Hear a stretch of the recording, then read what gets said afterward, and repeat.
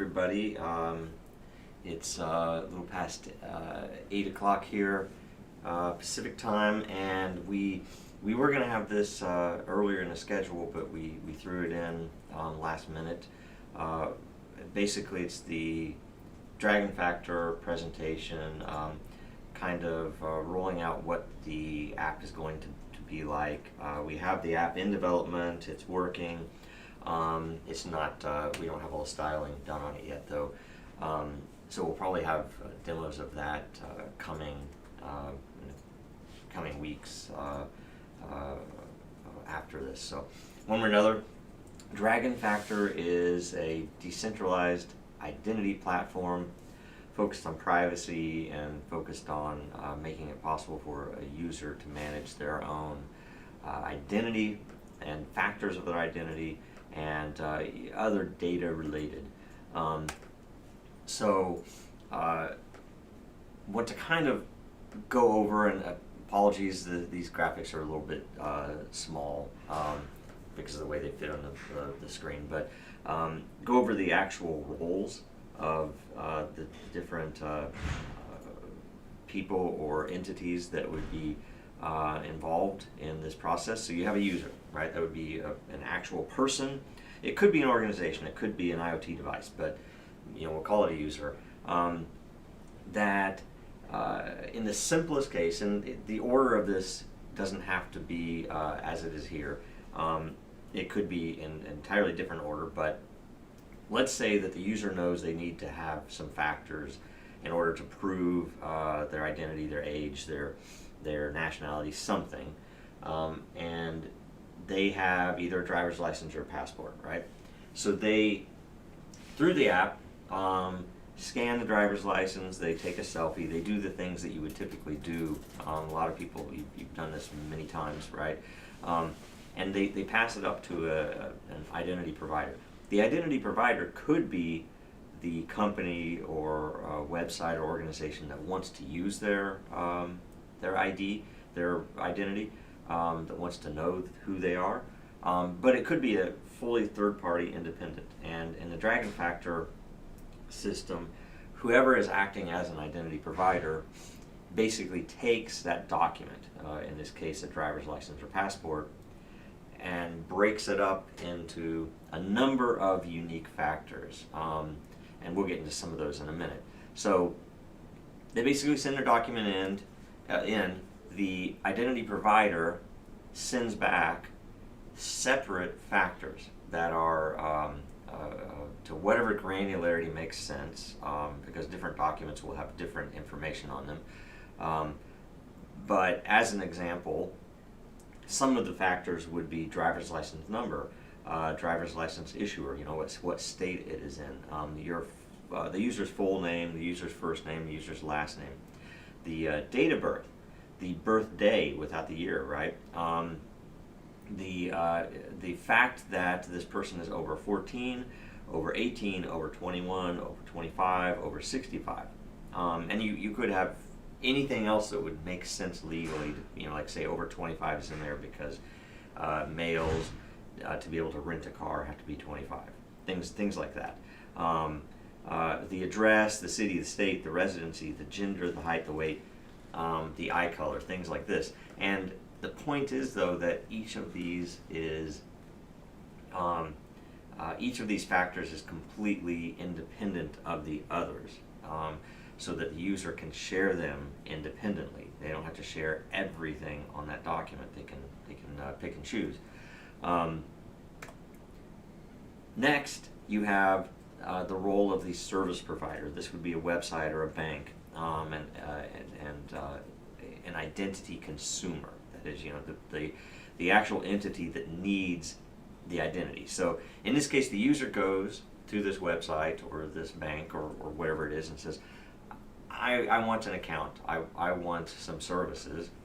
So the service provider says, I need this set of factors. I either need, here are some required ones, here are some optional ones. They could do something more complex and say that I could use any 3 of these, any 10 of these. Or they could say something where they put scores on all the factors and tell you have to get over a score of 100, and then we'll let you in with a certain type of account. So the user can then decide if they are comfortable sharing those required factors with the service provider, and potentially saying, okay, well, I'm not going to give you that, but I'll give you this, or maybe I give you my birthday signed by two different identity providers, so that you could have two factors of the same thing and share them that way for a little more value. So in this case, the service provider wanted, or the user accepted and said, yes, I will give you my first name, the fact that I am over 18, and what state I live in. So something like this would be enough to get through a lot of typical websites. It's enough for some websites to do business with you, to know you're over 18, to know that you are in a U.S. state, and then to know your first name so they can put it on a website when they're talking to you, or for support, right? And so you provide that to the service provider. The service provider then holds that as a registration, and they know that you've had that from then on. So anytime the user comes back in, they don't have to provide username and password. They can sign a random challenge and prove to the service provider that they are the user that controls the keys, that has proven the factors that are needed for an account. Right, so a login is then something that your browser or your phone can do automatically, and in cases when you're going to make a purchase, or when something is of a higher sensitivity, that the system can challenge them again for another signature. So that being the architecture of Dragon Factor, and there's a lot more to it than that, in the way that we do some of the signings and implementations. This is the set of mock-ups for the mobile app, and like I said, most all of the functionality is already built on mobile, and we're just now going through we're going to prioritize to clean it up and make it pretty. So some of this might change, but this is generally it, that you open up the account and you can either generate an identity, or you can recover an existing identity that you created on a different device. So let's say you're going to create an identity. You give it a name so you can track it. We will have a way to do a backup, obviously. That's not in this workflow here, but one way or another, once you have your identity generated, and that amounts to creating a key pair, but you don't have to know anything about that, and registering it on chain so that you can prove that it existed for rolling over the keys and things like that, and for adding new devices to that identity. So after you do that, you need to add factors, and theoretically you could go to a website that asks for factors first, and it would direct you to which ones you need. But in this case, we're showing 3 here that are instant factors. That is, that you can self-certify. You can prove that you own your Twitter account to the system. You can prove that you own your email. You can prove that you own your phone to the system. You don't have to go to a third-party provider, and all of these are very valuable because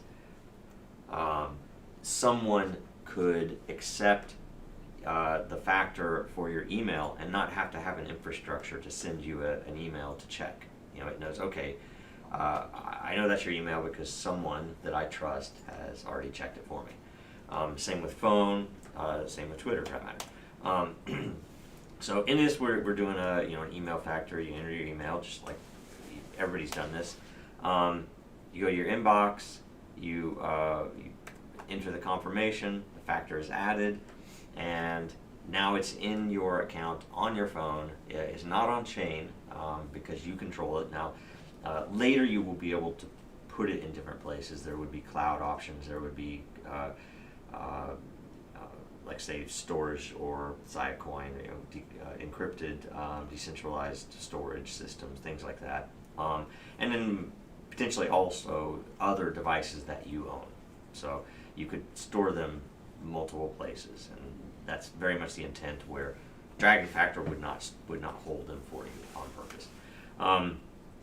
So you can see your factors. They would be organized by categories, financial, social, things like that, and it would show you some of the key info. You'd have the ability to see other devices, to sign stuff. There's a human factor that would be coming as well. Then we have, and you look, Bitcoin address, Ethereum address, things like that also are other factors that you can self-certify. And here's the Twitter one, showing the exact same thing. You log into Twitter, you get a Twitter factor. You can now prove to anyone that you own that Twitter account. You have your sets of factors building. Now you have a physical address.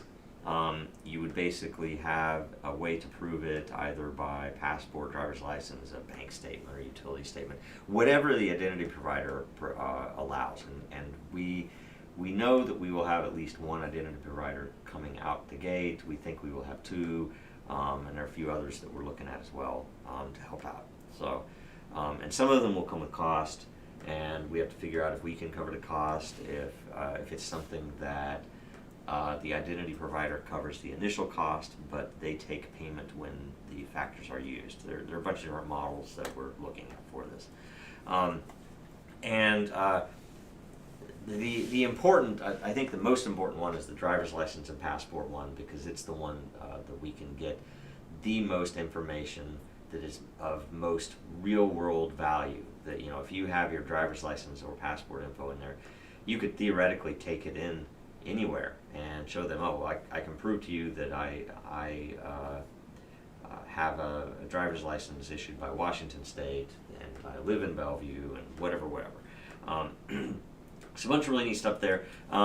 We will try to get a demo out in the coming weeks as well, whether it's pretty or not, but just so you can see the functional use of the system. And like a lot of you have known, Dragon Factor has been in place for almost 2 years now, and yet we've not put a front end on it. We haven't made it user-friendly until very recently. So this is pretty key to a lot of different things we're looking at and working on, and there's some real value in having this capability built into our systems. We're going to make sure that this is integrated into Eternal and into DIN, in particular with DIN, because we want to sign everything. We want the user to be signing the actual replies and posts transparently, behind the scenes, provably, where you can say, it's like, was that really Joe that said that? And you'd be able to actually look at the data and prove to yourself that I signed something with the key that everybody knows is mine. So anyway, so that's the end of this presentation. I think